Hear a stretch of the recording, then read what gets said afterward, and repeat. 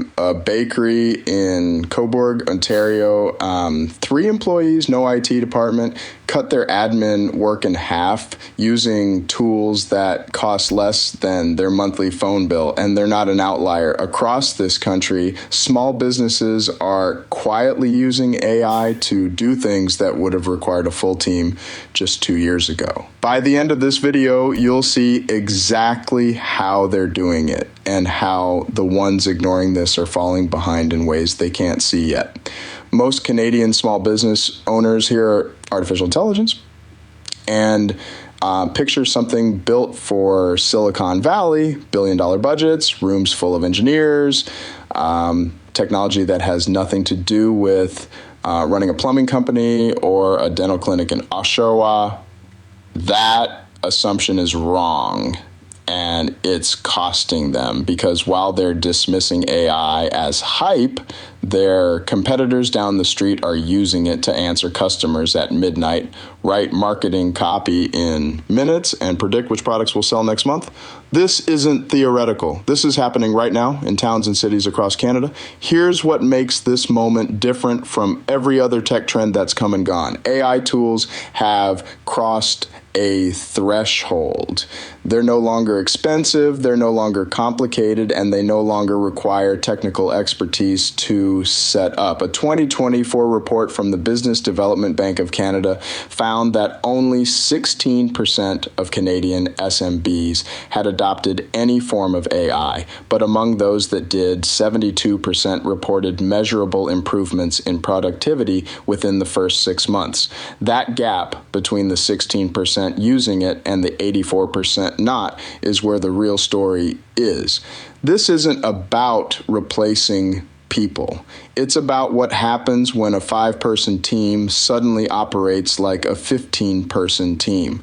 The businesses adopting AI aren't getting bigger. They're getting faster, sharper, and harder to compete with. And there's a uniquely Canadian angle here that most AI content ignores entirely. We'll get to that in segment 4. It's actually one of the biggest advantages Canadian businesses have right now. Let's start with the most immediate use case, handling customer questions. A restaurant in Belleville, Ontario, installed a chatbot on their website using Tidio.